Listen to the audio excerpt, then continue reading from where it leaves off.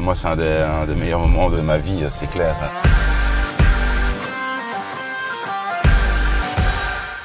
Hello. Hello Cédric. Comment ça va? Bien et toi? Oui, ça va. Pas trop tôt, 5 h du matin? Ouais, tranquille, hein. La nuit était courte, mais tout va bien.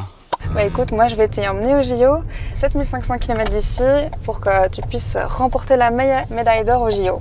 7500 km, ça va faire un long voyage quand même. Ouais. Mais t'as l'habitude, non? C'est mon 4e, ouais. Ça reste toujours quelque chose d'unique. Hein. T'étais un peu plus nerveux au départ que ce matin, parce que là je te trouve plutôt calme. Ouais, là je sais à quoi m'attendre en fait. On a faim d'être là-bas, on a de grands objectifs. Au mois de mars l'année passée, quand on a entendu que les JO allaient être postposés, c'était vraiment une grosse déception. Donc le fait d'avoir quelque chose qui nous a cassé comme ça dans notre élan, c'était compliqué à gérer. Mais t'en retires quelque chose de positif?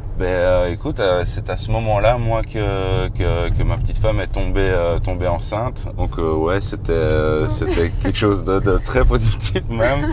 Et donc du coup, entre-temps, je suis devenu papa d'une petite fille. Ouais. C'est incroyable ce moment où vous étiez tous sur le balcon de la Grand Place. Ouais. Moi, c'est un des meilleurs moments de ma carrière, de ma vie, c'est clair. On a un peu peur qu'il y ait deux pelés trois tendus et qu'au final, on se retrouve juste en famille. Mais non, c'était pas le cas. Il y avait vraiment du monde. Ouais, vous êtes un peu leur source d'inspiration, un peu leur héros olympique, là. Pour certains, ouais. Donc ça, c'est vachement cool, quoi. Au final, maintenant, tes coéquipiers, t'as lié de réelles amitiés avec eux. Après tout ce que vous avez vécu, je suppose que... C'est sûr qu'on se voit quasiment tous les jours, toute l'année. On évolue ensemble, à la fois dans nos carrières sportives, mais aussi dans nos familles, dans nos potes, dans nos études.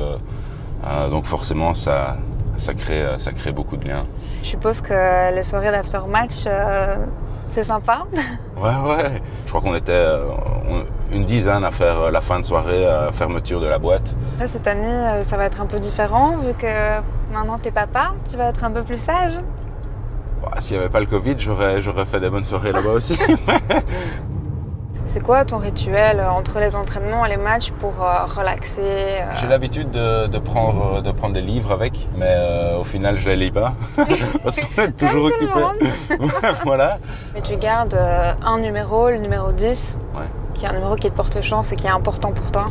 Depuis que je suis jeune, ce numéro me suit un peu et par chance, quand je suis arrivé en équipe nationale, le numéro était libre, quoi. Les nouveaux petits jeunes là, au Red Lions, ils veulent pas prendre ton numéro? Probablement que si. Parce que le 10... c'est un beau numéro, quoi. C'est un beau numéro, c'est un beau numéro.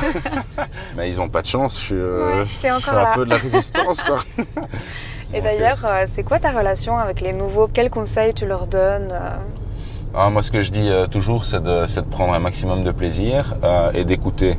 Chaque joueur a un petit peu sa vision des choses et a quelque chose à apporter d'une manière ou d'une autre. On dit souvent dans notre équipe qu'on veut laisser notre maillot à une meilleure place par rapport à l'endroit où on l'a trouvé, quoi. Moi, je te laisse partir. Je te souhaite vraiment bonne chance pour ces Jeux Olympiques.